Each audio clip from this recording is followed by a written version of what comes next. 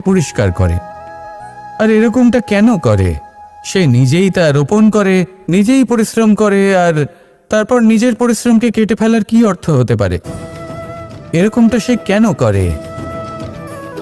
এরকম সে করে যাতে ঘাস এবং চারা সবাইকে নিয়ন্ত্রণে রাখতে পারে, আর সেই উপবনকে সে সুন্দর এবং মনোগ্রাহী করে রাখতে পারে।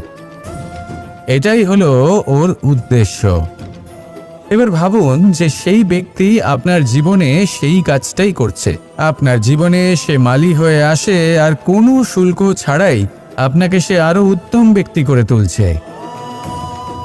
তাই মনে মনে ওনার প্রতি কৃতজ্ঞ থাকুন, আর আমার সাথে ভালোবেসে বলুন, রাধা রাধা। আমাদের জীবন হলো একটি যাত্রাপথ, একটি প্রতিযোগিতা। আর এই প্রতিযোগিতায় এগিয়ে থাকার জন্য, জয়লাভ করার জন্য আমরা সবাই কোনো না কোনো সাহায্য খুঁজি।